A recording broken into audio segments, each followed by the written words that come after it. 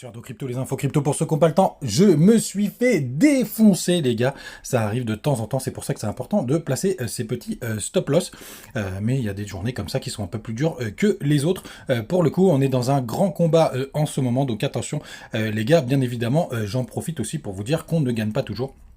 Bien au contraire les gars, donc faites vraiment attention à vous. Avec un BTC qui prend 2,3% ce matin, on a 29 600 $, on a Ethereum qui est au 1860 $, qui prend 1,5%, BNB 1,7%, il y a pas mal de petites perfs à gauche à droite comme aussi Matic qui prend 2,3%, Uni 2%, et on a aussi notre ami Link qui prend 2,4% ce matin. C'est parti sur le daily du BTC, qu'est-ce qui s'est passé, qu'est-ce qui se passe?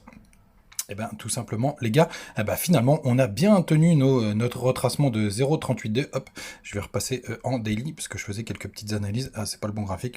On va prendre celui-là. Hop, c'est parfait.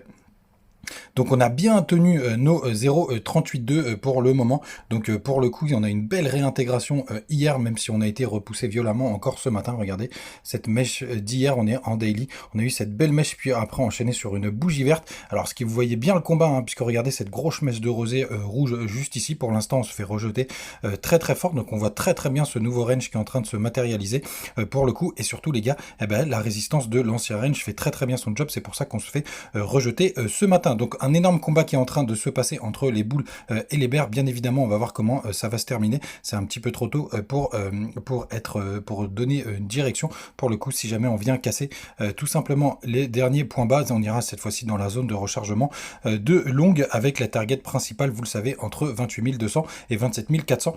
Pour le coup, ça change pas du tout. Regardez, même ce matin, on se fait repousser par la trendline juste ici sur le RSI.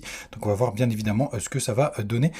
Mais c'est très compliqué, on est plutôt en train de faire un nouveau range juste là. Qu'est-ce qui s'est passé hier? Tout simplement, il y a pas mal de gens qui sont rentrés en short, dont moi.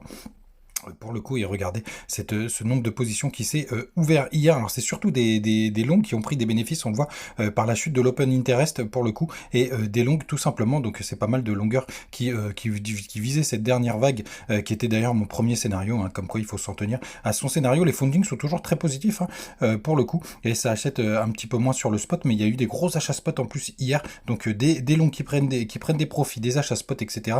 Il y avait tout pour alimenter cette hausse. Ce matin, on est à 54% de longueur, donc on a bien rééquilibré du côté de BTC. Sur les plus petites time frames, pour le coup, je vous l'avais partagé sur Twitter. On a eu ce canal qui était en train de se former. Pour le coup, je pensais vraiment qu'on allait se faire repousser, on l'a cassé. Pour le coup, alors j'ai repris une petite position ce matin pour le coup, mais rien de bien méchant. Quand j'ai vu là, quand je me suis réveillé à 4 h du matin et que j'ai vu le rejet tout simplement. Mais attention les gars, ça reste très indécis. Je passe sur le Twitter parce qu'il s'est passé pas mal de choses hier. Donc d'ailleurs, je vous disais que si jamais on cassait ce canal, ce serait un très très gros signal. Pour le coup, ça me paraît un petit peu tôt dans la saison. On a MicroStrategy qui a ajouté pas mal de BTC sur le mois de juillet pour le coup. Donc ça lui fait un prix moyen, je crois, aux alentours des 29 600 $. Donc il est plutôt là pour l'instant à break-even, c'est-à-dire qu'il est à l'équilibre.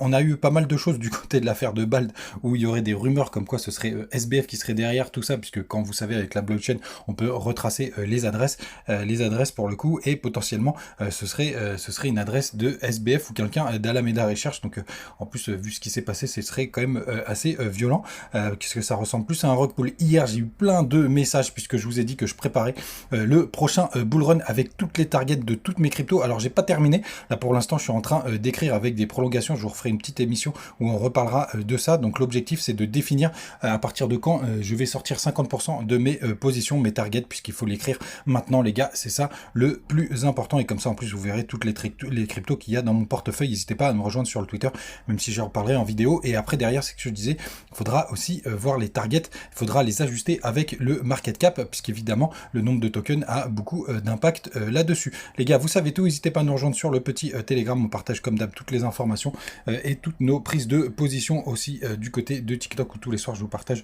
une petite news, d'ailleurs aussi sur Instagram. Les gars, et faites surtout très attention à vous.